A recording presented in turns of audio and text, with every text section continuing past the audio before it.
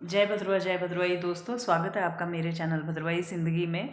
और last year हमने wedding season में अक्टूबर में कुछ चीज़ों पे चर्चा की थी। चर्चा जैसे कि मैं तो क्या ही नॉलेज रखती हूँ, पर जितना मैं नॉलेज रखती हूँ उस हिसाब से, कल्चर के हिसाब से हमने चर्चा की थी। और कुछ एपिसोड्स हमने ब्याह गीत वगैरह पे, शादियों में गाए जाने वाले गानों पे चर्चा की थी।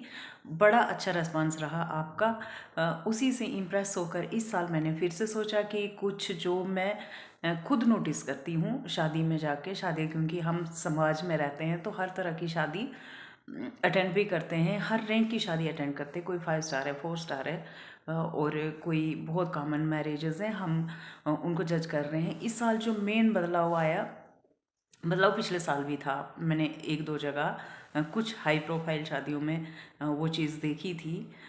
इस साल मेन बदलाव मैंने बहुत शादियों में ये चीज़ नोटिस की।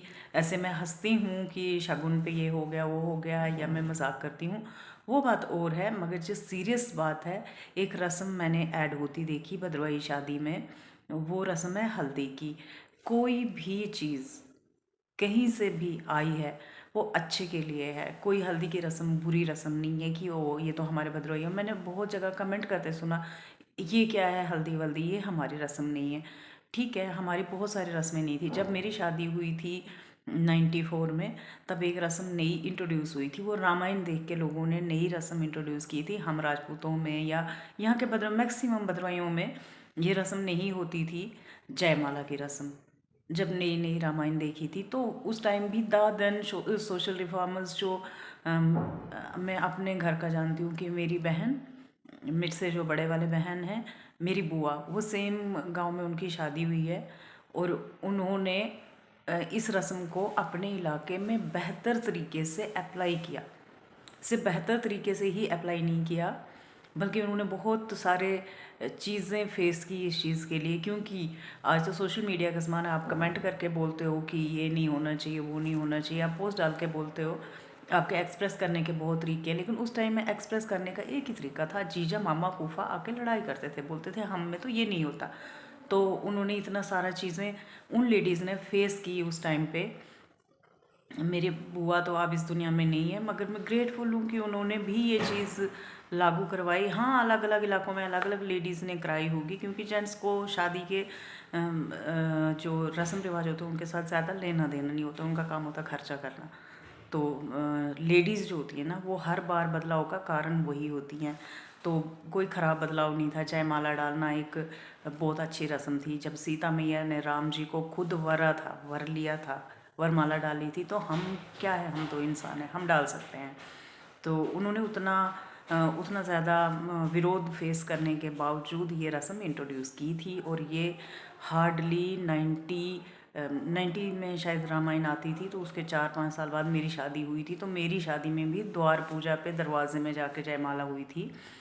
तो ये हार्डशिप्स थी, और ये उस रस्म के लिए भी हार्डशिप्स थी। अगले 10 साल में जयमाला को एक स्टेटस मिला। जब हमसे अगली पीढ़ी, मेरे भतीजे भतीजियों की शादी हुई, उस टाइम में फिर स्टेज बनने लगी। फिर अब वो जो बर्फ़ करते हैं, स्नो स्प्रे, वो लाने लगे लोग, फूल बरसाने लगे लोग। तो फिर एक सामाजिक जो बदलाव आया, और इस रस्म के लिए लोगों ने अच्छा रिस्पॉन्स देना शुरू किया।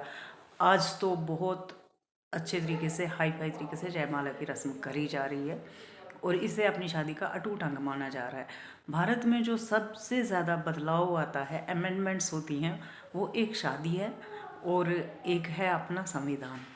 तो जब संविधान की अमेंडमेंट्स इतनी हो चुकी है और संविधान की गरिमा सेम है, तो शादी में भी टाइम लगा। लेकिन जो जयमाला की रस्म है उसने बहुत अच्छी तरह भद्रवाही वेडिंग में अपना स्थान पाया इन द सेंस अब हमको वो अलग नहीं लगता, क्योंकि सब तैयारी के साथ हम जयमाला की तैयारी भी कर लेते हैं। तो इसी तरह से एक रस्म आई हल्दी। इसे शायद फिल्मों ने इंट्रोड्यूस किया, मैं नहीं जानती किसने इंट्रोड्यूस किया यहाँ पे। लेकिन ये रस्म जो है, ये उत्तराखंड में बिल्कुल देव विवाह जिसको बोलते हैं, वैदिक विवाह जिसको बोलते हैं, वहाँ पे विराजमान है ऑलरेडी। यहाँ भी बहुत फॉर्म्स में है, जैसे कुछ कम्युनिटीज़ हैं उनके अंदर ये बुटना लगाने की रस्म कहते हैं, जो चंबा वगैरह वाले पहाड़ी हैं ऊपर शिमला में सब जगह पे ये रस्म चल रही है। बुटना लगाने की रस्म, ढोल भरने की रस्म ये थी। भद्रवाही शादी में नहीं थी, हमारे बड़ों ने नहीं देखी, हमने नहीं देखी।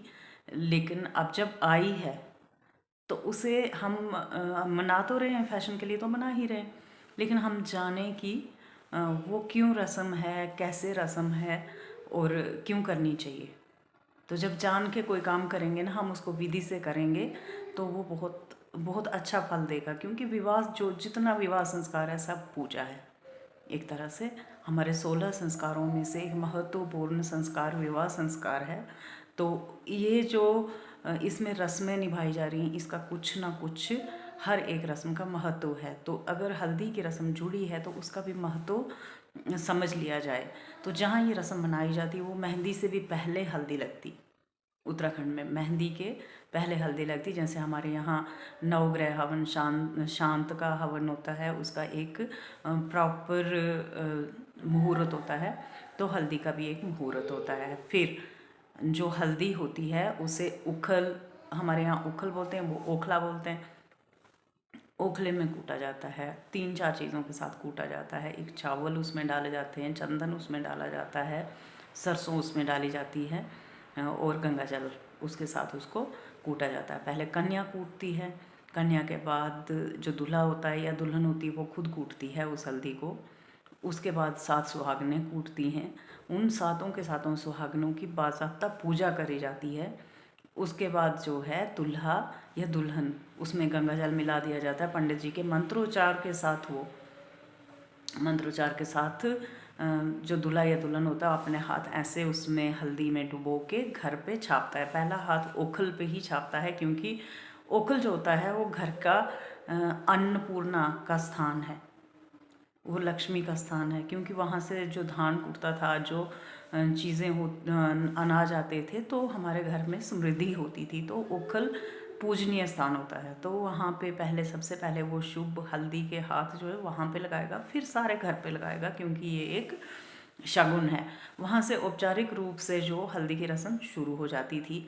उसके बाद जो अगला स्टेप होता है उसका अगला स्टेप ये होता है कि फिर घर के बड़े बुजुर्ग, सुहागन महिलाएं, कन्याएं सब दूल्हे को या दुल्हन को बांध देना कहते हैं। जो उनके एक धागे में 2 दुर्वा बंधी होती हैं, उन दोनों दुर्वा से हल्दी लेकर दूल्हे के कंधे को, माथे को और हाथ, इनको गालों को या दुल्हन के छुआया जाता है। वो किस लिए? क्योंकि हल्दी जो है बेहद फर्टाइल मसाला है। और पहले ज़माने में जो दुल्हन या दूल्हा होता था वो कोई पार्लर जाके सजते थे, घर में ही सजते थे। तो ये जो रस्म होती थी वो मेहंदी और हल्दी की रस्म जो होती थी बारात के 1 आध दिन पहले होती थी, तो उनका ग्लो बढ़ता था, क्योंकि उसमें हल्दी, चंदन वगैरह ये चीज़ें डली होती थी, तो फेस का ग्लो बढ़ जाता था। साथ में ये किसी ग्रह से जुड़ी चीज़ है। कौन से ग्रह से? ये बृहस्पति से जुड़ी चीज़ है। जो गुरु ग्रह आपकी कुंडली में अगर बलवान हो तो आपके कोई मुकाबला नहीं है। और उनकी गुरुदेव की कृपा पाना शादी में सबसे पहले तो ये आशीर्वाद है ना, क्योंकि सभी देवताओं को इनवाइट करा जाता है शादी में। तो गुरु ग्रह को भी इनवाइट करा जाता था। पीले कपड़े लगाए जाते थे, पूरे लोग जितने थे वो घर में पीला साड़ी लगाते हैं, पीली साड़ी, पीला कपड़ा, पजामा कुर्ता, जो भी कुछ लगाना है वो पीला। अच्छा, यहाँ भी ये चीज़ सेम हो रही है, पीला। लेकिन जब वो बांध देते हैं, यानी कि दूल्हे को दुल्हन को हल्दी लगाते हैं, तब उसको बिना ढके नहीं रखते, छत के नीचे करते हैं या ओढ़नी ऊपर से तान के वो करते हैं। और उसके बाद बाज़ाब्ता खाना दिया जाता है। तो मुझे ये रस्म पसंद है। ये रस्म जो है ये बहुत अच्छी रस्म है। 2-4 लोग विचार करेंगे इस पर, शायद मेरा वीडियो आने के बाद 2-4 लोग इसको डिस्कस करें और समझें कि क्यों ये रस्म शुरू की गई होगी। अगर ये महादेव के विवाह पे हुई है, अगर ये सीता जी के विवाह पे हुई है, तो वैदिक विवाह में ये कोई अननेसेसरी रस्म नहीं है। और इसको ये कह के टाल देना कि यार हम तो भद्रवाही, हमारा नहीं है। तो जब लोग कर रहे हैं, शौक में कर रहे हैं, चलो मान लिया, शौक में कर लें, चलो मान लिया। आपकी मैरिज रिफॉर्म हो रही है ना, उसमें रस्म ऐड हो रही है ना, तो उसको आप सोच के समझ के फिर अगर आप करोगे इस रस्म को, तो वो बहुत अच्छा होगा आपकी शादी के लिए भी, हम लोगों के सबकी शादी के लिए, और भद्रवाही सोसाइटी के लिए भी अच्छा होगा, पूरी सोसाइटी के लिए। क्योंकि यूँ तो कुछ लोग फैशन में करेंगे, वो कर रहे हैं, दूसरे कुछ अपोज करेंगे और फिर 5 से 10 साल वेस्ट हो जाएंगे। तो जो हल्दी की रस्म आ गई है, बस उसको वेलकम करें और अच्छे से शादियां एंजॉय करें। मैं शादी पे वीडियो बेशक बनाती हूँ, लेकिन ऐसा कुछ नहीं है कि जो अच्छे हेल्दी बदलाव हैं उनको वेलकम नहीं करते। हमें हमेशा ब्रॉड माइंडेड होना चाहिए नए बदलाव के लिए। होप मुझसे आपको कुछ ना कुछ तो मतलब अच्छी सूचना मिली होगी। तो अगर आपको लगती है मेरी दी हुई सूचना अच्छी, तो आप ज़रूर मेरे पेज को लाइक करें। भद्रवाही ज़िंदगी मेरे पेज का नाम है, और मेरा यूट्यूब चैनल करें सब्सक्राइब, लाइक करें, शेयर करें। धन्यवाद।